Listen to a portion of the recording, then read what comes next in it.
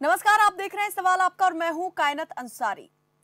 लोकतांत्रिक व्यवस्था में जनता को वोट देकर अपनी सरकार चुनने का अधिकार है और सरकार के बारे में कहा भी जाता है जनता की, जनता द्वारा और जनता के लिए। वोट करते हैं लोग और बहुमत का आंकड़ा छूने वाली पार्टी सरकार बनाती है और यहीं से शुरू होता है सियासत का खेल। पिछले कुछ महीनों में हम ऐसा कई बार देख भी चुके हैं कि कैसे सत्तारूढ़ पार्टी उसके अपने ही विधायकों के उससे अलग होने या किसी दूसरी पार्टी में शामिल होने के चलते अल्पमत में आई और उसे सत्ता गंवानी पड़ी। ऐसा पहले कर्नाटक में हुआ, उसके बाद मध्य प्रदेश में भी कुछ ऐसा ही देखने को मिला और अब राजस्थान में भी कुछ ऐसी ही झलक दिखाई दे रही है।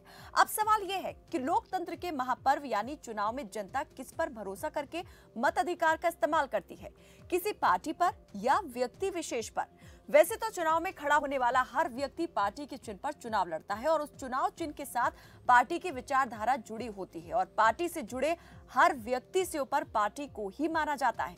लेकिन मौजूदा दौर में ये कहना कितना सही है? क्या अब स्वार्थ की राजनीति शुरू हो चुकी है? क्या सत्ता के लोभ में जन भावनाओं को दरकिनार किया जा रहा है? क्या जोड़ तोड़ की राजनीति अब जनादेश पर भारी पड़ने लगी है? इन तमाम सवालों के साथ आज हम करेंगे चर्चा, जिम्मेदारों के साथ जवाब लेंगे उनसे कि आखिर ऐसा क्यों हो रहा है, किस लिए होता है और कब तक ऐसा चलता रहेगा। इस विषय से जुड़ा आपका भी कोई सवाल है, कोई राय है, कोई सुझाव है तो आप भी हमारे साथ इस कार्यक्रम में जुड़ सकते हैं। कैसे? चलिए आपको दिखा देते हैं नंबर जिन पर आप कॉल करके सीधे हमारे साथ संपर्क साध सकते हैं। नंबर आपकी टीवी स्क्रीन पर ये फ्लैश हो रहे हैं। नंबर पर कॉल करके आप भी हमारे साथ इस कार्यक्रम में जुड़ सकते हैं और अपनी बात, अपनी राय हम तक पहुंचा सकते हैं। दल बदल का ये दलदल जो है सियासत के लिए कितना हानिकारक होता जा रहा है? कब तक ये दल बदल की राजनीति चलती रहेगी और जनादेश जो चुनी हुई सरकार भेजता है, जिसे जनता जनादेश देती है जिस पार्टी को, क्या इसी तरीके से दल बदल के जरिए वो जनादेश नाकाम साबित होता रहेगा? कब तक ऐसा खेल चलता रहेगा राजनीति में और क्या इसका कोई अंत भी है? इस पर ज्यादा बातचीत करने के लिए हमारे साथ इस वक्त जुड़ चुके हैं बीजेपी के प्रवक्ता दानिश इकबाल। दानिश जी, बहुत स्वागत है आपका। कुछ ही देर में हमारे साथ कांग्रेस के प्रवक्ता भी जुड़ेंगे, लेकिन दानिश जी आपसे मैं शुरुआत करती हूं। क्या कहेंगे यहाँ पर ये जो मौजूदा परिस्थितियां चल रही हैं, जोड़ तोड़ की सियासत हो रही है, षड्यंत्र कोई बता रहा है, कोई यहाँ पर महत्वाकांक्षाओं की लड़ाई बता रहा है, सत्ता के लिए संघर्ष कब तक चलता रहेगा? कायनात जी, देखिए, निश्चित तौर पर लोकतंत्र के लिए जो भी इस तरह की घटनाएं होती हैं वो सही नहीं है। इसकी पूरी की पूरी जो है विस्तार से जब हम इस पे चर्चा करेंगे तो हम देखेंगे कि जो है जो इसकी पृष्ठभूमि है वो कहाँ से आती है और क्यों आती है। देखिए, कांग्रेस पार्टी जो है वो विचारधाराहीन पार्टी है और वो जो है जब जब सत्ता से बाहर होती है कांग्रेस तब तक वो टूटती है। मैं आपको आज जो है कांग्रेस के पार्टी के लोग, कांग्रेस के प्रवक्ता जो है भारतीय जनता पार्टी पे आरोप लगा रहे हैं कि भारतीय जनता पार्टी उनके पार्टी को तोड़ रही है, उनके नेता को तोड़ रही है। लेकिन देखिए, सच ऐसा नहीं है। नॉर्थ ईस्ट के सबसे बड़े नेता थे हेमंत बिश्व शर्मा। जब वो बड़े नेता थे, वहां के युवा नेता थे, उन्होंने सामने आकर कहा कि जब वो राहुल गांधी से मिलने गए तो राहुल गांधी अपने कुत्ते को बिस्किट खिला रहे थे। अरुणाचल प्रदेश के उनके मुख्यमंत्री थे, उन्होंने कहा कि 2 साल तक शीर्ष नेतृत्व से समय नहीं मिला मुलाकात करने के लिए। तो क्या भाजपा जिम्मेदार है इसके लिए? क्या नरेंद्र मोदी, अमित शाह जिम्मेदार है इसके लिए? रीता बहुगुणा जोशी उत्तर प्रदेश की कांग्रेस की जो है प्रदेश की अध्यक्ष थी, अगर वो कांग्रेस छोड़ के भाजपा में आती है तो क्या भाजपा जिम्मेदार है इसकी? नहीं। इसके लिए हमें ना कांग्रेस पार्टी की जो जब जब वो सत्ता से बाहर हुई है, चाहे वो 77 हो, चाहे वो 67 हो, चाहे वो 90 हो, चाहे वो 2014 हो। देखिए, जब कांग्रेस पार्टी जो है 70 के दशक में बाहर हुई, 90 के दशक में जब बाहर हुई तो कांग्रेस से जो है शरद पवार हो गए, एनडी तिवारी हो गए, अर्जुन सिंह हो गए, सब कांग्रेस से बाहर आ गए। अर्जुन सिंह ने, एनडी तिवारी ने अलग से पार्टी बना ली। इसी प्रकार से 77 में जब कांग्रेस सत्ता से बाहर हुई तो कांग्रेस यू बन गई, कांग्रेस आई बन गई, हर्ष कांग्रेस बन गई, मतलब अलग अलग कांग्रेस बन गई। लोग जो है मजाक में कहते थे कि मैं कांग्रेस, तू कांग्रेस, आई कांग्रेस, यू कांग्रेस। तो इस प्रकार से फिर 67 में जब कांग्रेस सत्ता से बाहर हुई तो मोरारजी देसाई हो, कामराज हो, चौधरी चरण सिंह हो, नीलम संग रेड्डी हो, सब कांग्रेस से बाहर आ गए। क्या उसमें मोदी और अमित शाह थे? क्या उसमें भाजपा ने इन लोगों को तोड़ा था? देखिए, वास्तविकता ये है कि कांग्रेस पार्टी जो है विचारधाराहीन है। दानिश जी, जैसे जैसे आपने पुराने यहाँ पर एग्जाम्पल दिए, कांग्रेस आई, कांग्रेस यू, उस वक्त यहाँ पर अगर कुछ लोग नाराज होते थे पार्टी की विचारधारा को लेकर के, कहीं थोड़ा उनमें दिखता था कि तालमेल नहीं बैठ पा रहा, अलग पार्टी बना लिया करते थे। लेकिन आज क्या होता है, अगर यहाँ पर कुछ लोग जो सत्ताधारी पार्टी होती है उससे नाराज हो जाते हैं तो सीधे अपने समर्थकों को साथ लेते हैं, और दूसरी पार्टी जो यहाँ पर उससे बड़ी संख्या में होती है उसके साथ मिलकर के सरकार बना लेते हैं, हाथ मिला लेते हैं। यहाँ पर अब दलों का वजूद में आना उतना ज्यादा मायने नहीं रखता है जितना मायने अब ये रखता है कि आप सत्ता में बैठे और आपके पास पावर हो। क्या यह पावर गेम चल पड़ा है यहाँ पर, क्योंकि विचारधारा तो अब कहीं दिखाई ही नहीं दे रही। अनाज जी देखिए, भारतीय जनता पार्टी जो है 80 के दशक में 2 सीट से आज 300 से ज्यादा सीटों पे पहुंच करके हम सत्ता में हैं। लगातार हम जो है सत्ता से बाहर रहे।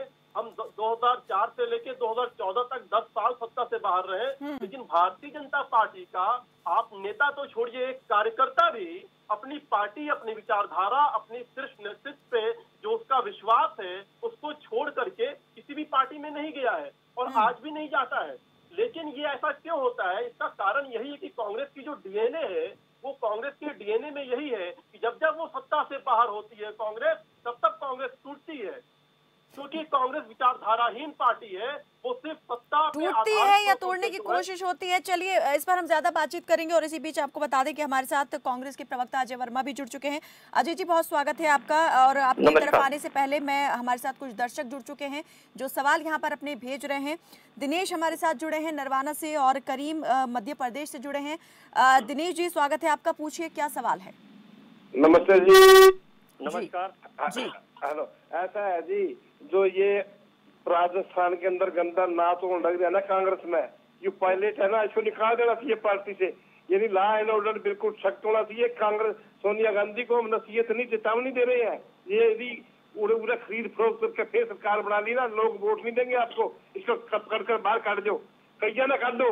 हरियाणा में भी, पंजाब में भी जो गुंडागर्दी कर रहे हैं, तानाशाही दिखा रहे हैं, भाई एमएलए बन जाओ, मेरे 20 है 10 है, किसी के साथ भी सारे कांग्रेस के एमएलए है। इसको कौन मिसाजी करे इसको? अदरवाइज कांग्रेस का सब नाश कर दिया दलाला ने।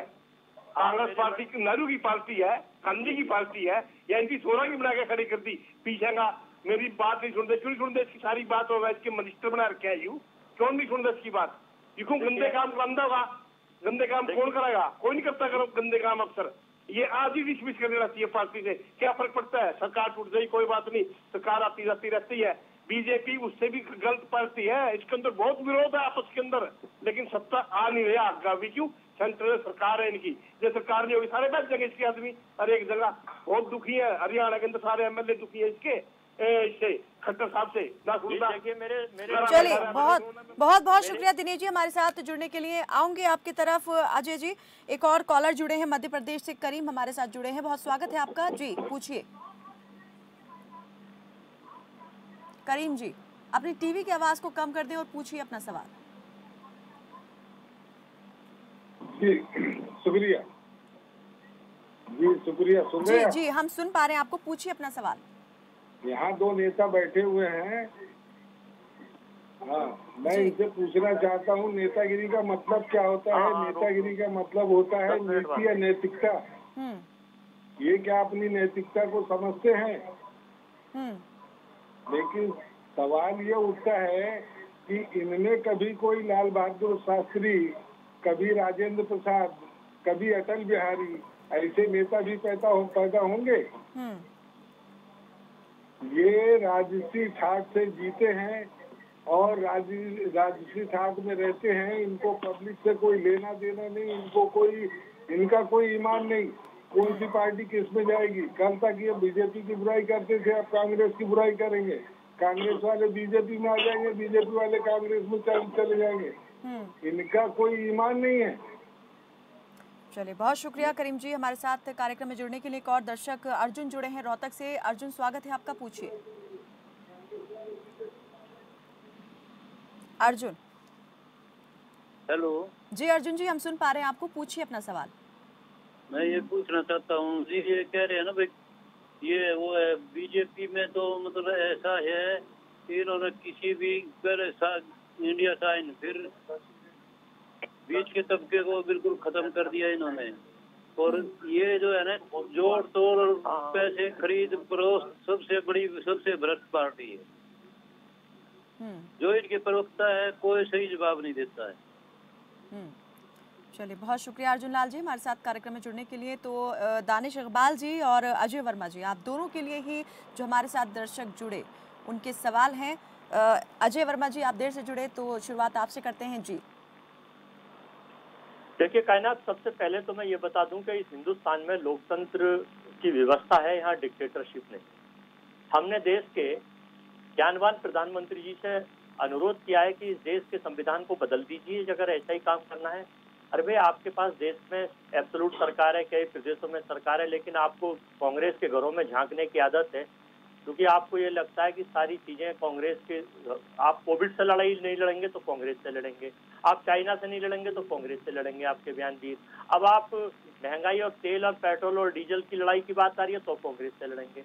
इनका एक सूत्री कार्यक्रम है, गोवा, उसके बाद कर्नाटक, उसके बाद मध्य प्रदेश। अब इनकी जो है काग दृष्टि लगी हुई है राजस्थान पर। देश की चुनी हुई सरकार को अगर कोई गिराने चलेगा तो कितना बुरा लगता है। ऐसे ही प्रदेश के बहुत सारे लोगों को बहुत बुरा लग रहा है कि इस तरह से घिनौना किस्से देश की सरकार कर रही है। कोविड में सरकार फेलियर है, आज 9 लाख मरीज हो गए, 27,000 के करीब मौत हो गई है, और सारे वैज्ञानिक कह रहे हैं कि जुलाई में 15 लाख हम हो जाएंगे और विश्व कप जीतने के सेकंड पर पायदान पे हो जाएंगे, फर्स्ट पे अमेरिका है। कुल मिला के बात यह है, जो दुखद घटनाक्रम हुआ है राजस्थान सरकार को गिराने का, अब सरकार के एडवोकेट आईटी विभाग और सरकार के दूसरे एडवोकेट ईडी, ये लोग भी मैदान में उतर आए हैं, ये इसके एडवोकेट हैं आजकल। लेकिन अविश्वास तो अजय वर्मा जी, अविश्वास तो आपकी पार्टी के अंदर भी यहाँ पर है, एक दूसरे पर ही भरोसा नहीं है, तो यहाँ पर ये उसी का नतीजा दिखाई दे रहा है कि मौके का फायदा दूसरा तो फिर क्यों नहीं उठाएगा। लेकिन ये सारी चीजें राजनीति को और उस तंत्र को कहाँ ले जा रही है जिस पर भरोसा करती है जनता। आऊंगी आपकी तरफ, कुछ दर्शक हमारे साथ जुड़ गए। जी जी। लोकतंत्र में आपके एक घर में अगर 5 लोग हैं, आपके अब्बा, आपकी अम्मी, आपकी बहन, आपके भाई और आप, तो उन 5 के विचार भी नहीं मिलते हैं, तो ये तो इतने बड़े प्रदेश को चलाने की बात है। सबके घर में छुटपुट छोटी रहती है, इसका मतलब घर तोड़ लेकिन वो धुरी मजबूत होनी चाहिए ना, जिसके इर्द गिर्द ये सब चीजें, ये सारे रिश्ते घूमते हैं, ये सारे संबंध घूमते हैं। लेकिन यहाँ पर वो धुरी ही क्या कमजोर पड़ गई है जो इन सबको साथ लेकर चलने वाली है। सवाल यहाँ पर फिर से वही उठ रहा है, सरकार को ना कोई खतरा था, ना कोई खतरा है, ना कोई खतरा रहेगा। चलिए, एएल चौधरी का जो हनन करेगा, जो हत्या करेगा, उसको ऊपर वाली की सरकार डंडा मारेगी। अजय वर्मा जी, आऊंगी आपकी तरफ। एएल चौधरी हमारे साथ सोनीपत से जुड़े हैं और विनोद कुमार दिल्ली से हमारे साथ जुड़े हैं। बहुत स्वागत है आपका। एएल चौधरी जी, पूछिए अपना सवाल। मैं पूछना चाहता हूँ, चाहे कांग्रेस हो चाहे बीजेपी ने तो कमाल कर दी। कहाँ थे संस्कार वाजपेयी साहब के? एक वोट के लिए गवर्नमेंट छोड़ दी थी जी। कहाँ गए वो वाजपेयी, अटल बिहारी वाजपेयी की यादें? भूल गए सब। कहाँ गया अडवाणी, कहाँ गया मॉरल, कहाँ गया कैरेक्टर? कहते थे कांग्रेस का कैरेक्टर नहीं है, मान के कैरेक्टर नहीं है। इनका कैरेक्टर क्या हो गया है? हर स्टेट में देख रहे हैं यही हाल चाल हो रहा है। पैसा पैसा पैसा कहाँ ले जाओगे? गरीब मर रहे हैं, तड़प रहे हैं। मैं किसी पार्टी की बात नहीं करता, कैरेक्टर खत्म हो चुका है। कभी जनसंघ हुआ करती थी, मैं बहुत बुजुर्ग आदमी हूँ, मैंने बचपन में देखा है, छोले खा के काम किया आरएसएस में, लाना था मैं कहता हूँ इस पार्टी पे। कहाँ इन्होंने चढ़ाया था हिंदुस्तान को? इतनी पार्टी थी ये, असूल की पार्टी, जिंदगी में कभी लालच नहीं, कुछ नहीं, कुर्बानी देने वाली पार्टी। अरे शर्म आनी चाहिए इनको। नेता लोग तो खत्म डूब चुके हैं। हमें तो ये गुस्सा आता है, हे भगवान इनको सद्बुद्धि दे, सद्बुद्धि दे, सद्बुद्धि दे। थोड़ा आप भी मेहरबानी करो, समझाओ अपने नेताओं को। टीवी में बैठ के बात करने का कोई फायदा नहीं, अपने अंदर प्रैक्टिकली लाओ। आपकी जमीर बोलेगी कि गलत काम हो रहा है, हो रहा है, हो रहा है। तो मेरी ये रिक्वेस्ट है बहन जी, बेटी आप मेरी बेटी बराबर हो, सही कहता हूँ, दिल दुखता है। खत्म हो चुका है हिंदुस्तान में पॉलिटिक्स, पता नहीं क्या हो गया है। कैरेक्टर तो रहा ही नहीं, पैसा है, जमीर ही बिक चुकी है इन लोगों की। बातें करते बड़ी बड़ी हिंदुस्तान को वेश गुरु बनाएंगे। मैं तो कहता हूँ शर्म आनी चाहिए ऐसे नेताओं को।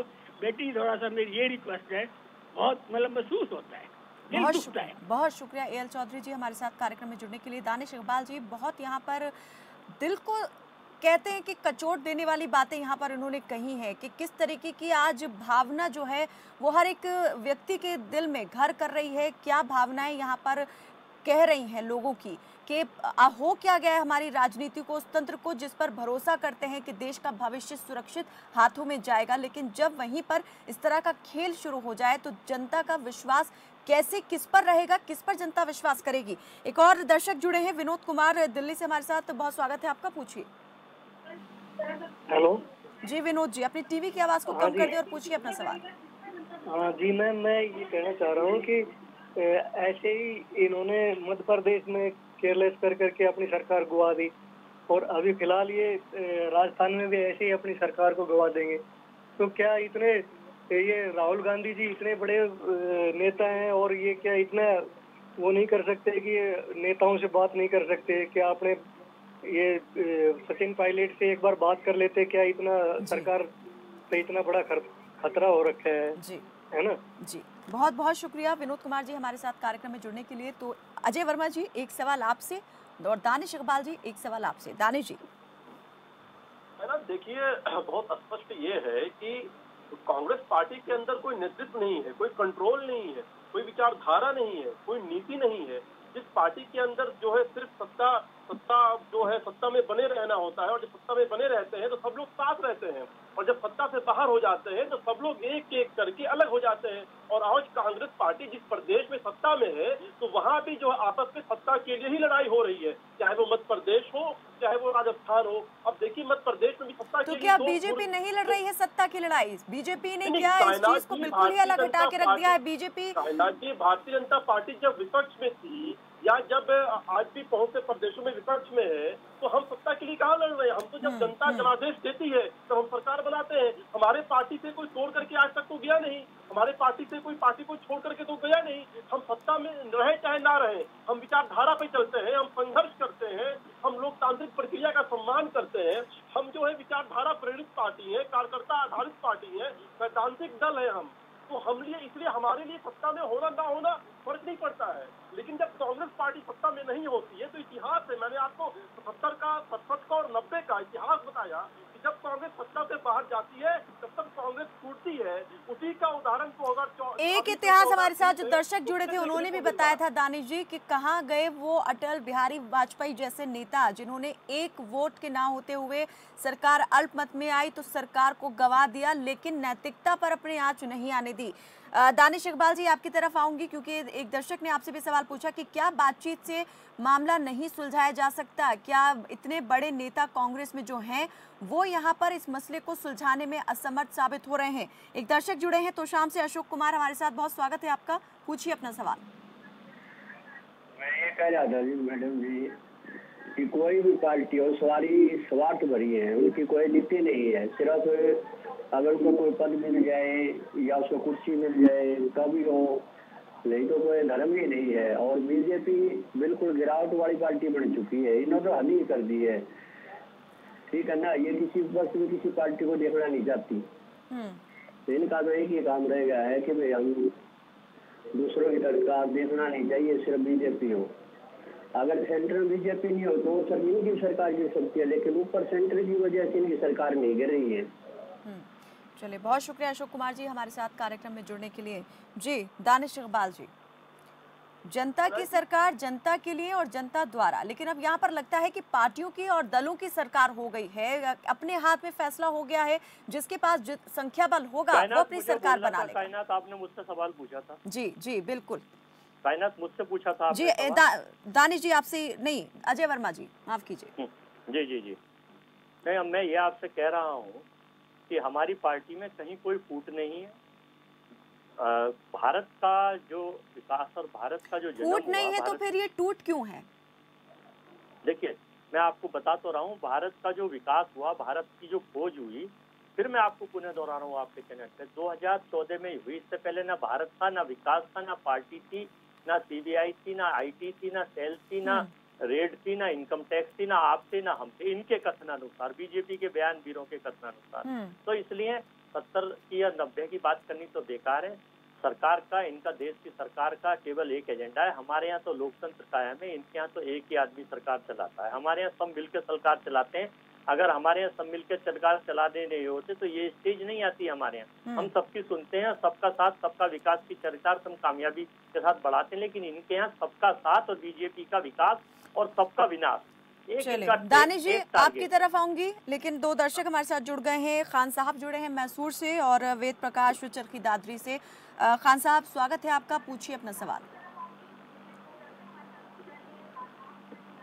खान जी सुन पा रहे हैं हमें?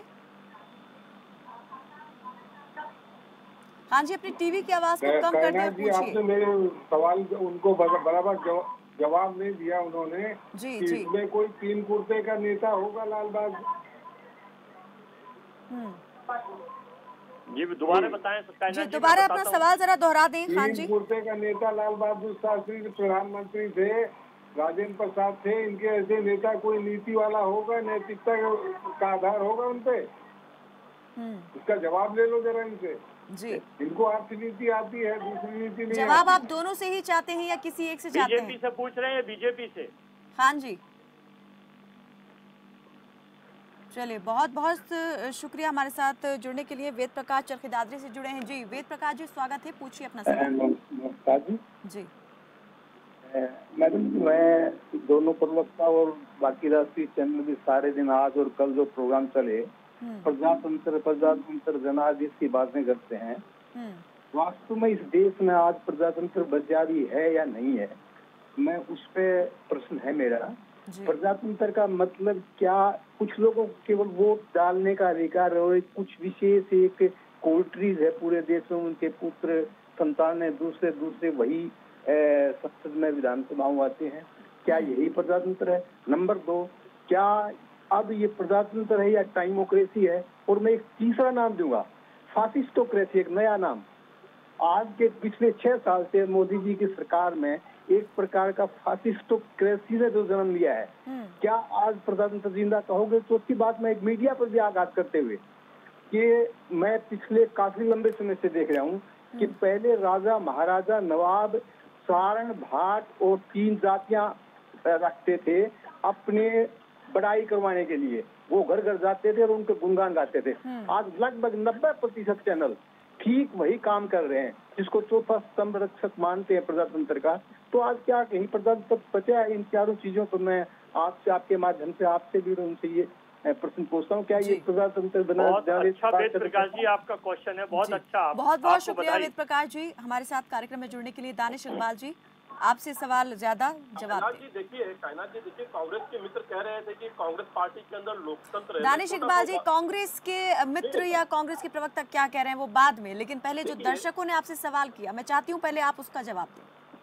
जी बिल्कुल, दर्शक जो सवाल पूछ रहे हैं उनका बिल्कुल साफ साफ जवाब यही है कि हमारे अंदर लोकतंत्र है, हम सैद्धांतिक दल हैं। और कांग्रेस पार्टी तो 1998 से लेकर के 2020 तक सिर्फ उनके यहाँ 2 ही आदमी राष्ट्रीय अध्यक्ष बनता है, एक ही परिवार का। हमारे यहाँ 8 से ज्यादा लोग जो है राष्ट्रीय अध्यक्ष बनते हैं, जो किसी न किसी अलग अलग परिवार से आते हैं। तो ये जो लोकतंत्र है, हमारे यहाँ जो लोकतंत्र है, वो लोकतंत्र की आज जो परिभाषा हमने स्थापित की है भारतीय जनता पार्टी ने, वो जो है सारी दुनिया जानती है।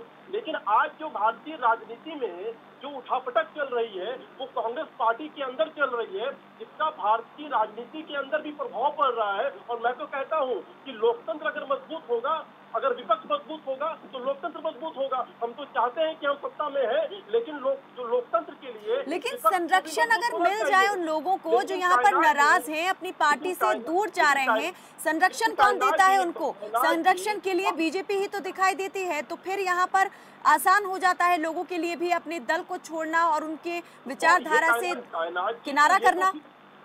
मुझको 3 मिनट में news state news nation channel पे जाना है प्लीज। जी अजय वर्मा जी, चलिए आपके पास वक्त बहुत कम है और हमारे पास भी वक्त बहुत कम बचा है, जल्दी से अपना पक्ष रख दीजिए।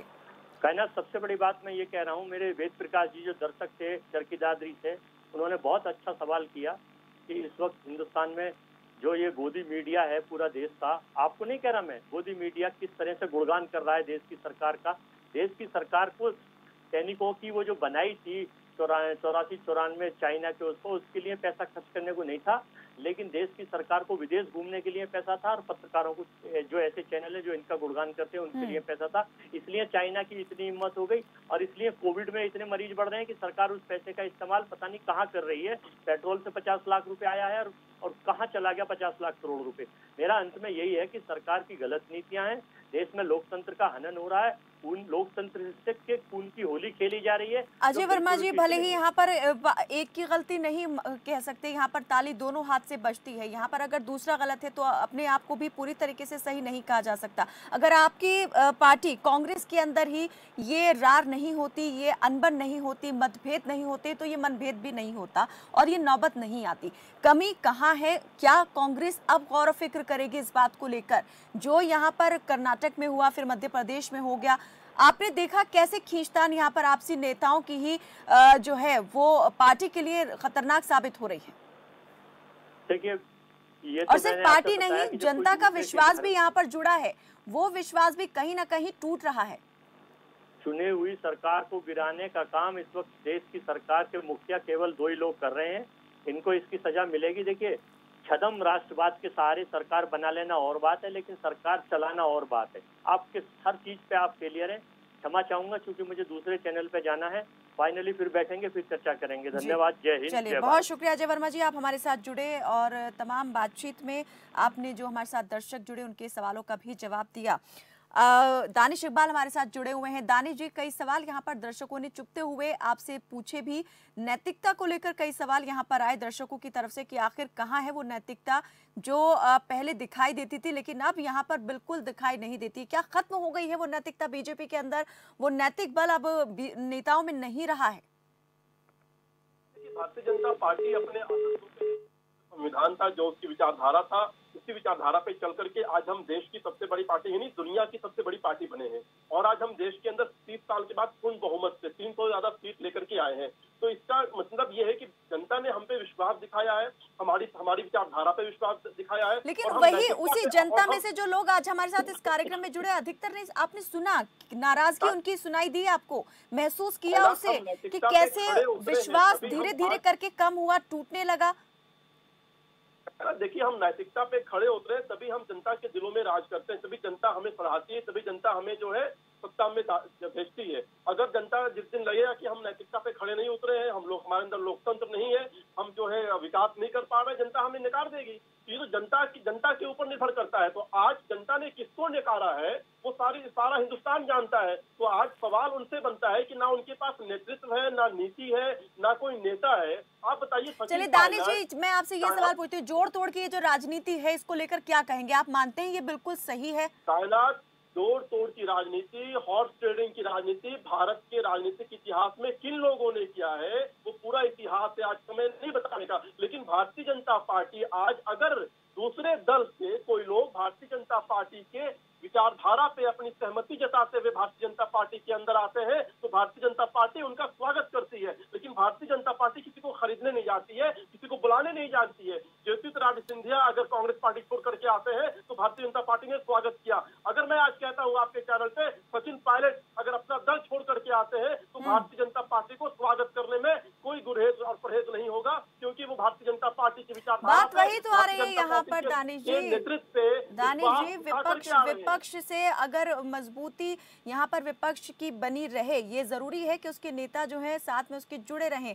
और बीजेपी के नेताओं को भी यहाँ पर हम मतलब ये सोचते हैं, समझते हैं कि ये होना चाहिए कि अगर कोई नाराज होकर इस तरीके से पार्टी से कोई नाराजगी है और अगर आता है तो समझाने की बजाय यहाँ पर और संरक्षण देने की बात यहाँ सामने आ जाती है कि अगर वो नहीं करते आपके लिए तो हम कर देंगे, आइए हमारे साथ और चलिए हम बनाते हैं सरकार। ऐसी चीजें यहाँ पर जो हो रही हैं वो शायद कम से कम नहीं होनी चाहिए, क्योंकि जनादेश जो है उसका सम्मान सभी को करना बेहद जरूरी है। बहुत शुक्रिया आप हमारे साथ इस कार्यक्रम में जुड़े। वक्त की हमारे पास बेहद कमी रही, कोई और दर्शक भी हमारे साथ यहाँ पर अपने सवालों को इस कार्यक्रम में जोड़ना चाहते थे, भेजना चाहते थे, लेकिन वक्त की किल्लत की वजह से हम यहाँ पर वो सवाल नहीं ले सकते। तो जनता सरकार चुनती है, लेकिन उसके चुने हुए प्रतिनिधि ही अब उसकी चुनी हुई सरकार को चुनौती देने लगे हैं। सियासत की इस बदलती चाल को क्या कहें? लोकतंत्र का बदलता स्वरूप या लोकतंत्र के लिए खतरा? जवाब मुश्किल है, लेकिन ढूंढना जरूरी है। आप भी ढूंढिए, हम भी ढूंढने की कोशिश करते हैं। फिलहाल के लिए मेरे साथ बस इतना ही। आप देखते रहिए खबर फास्ट।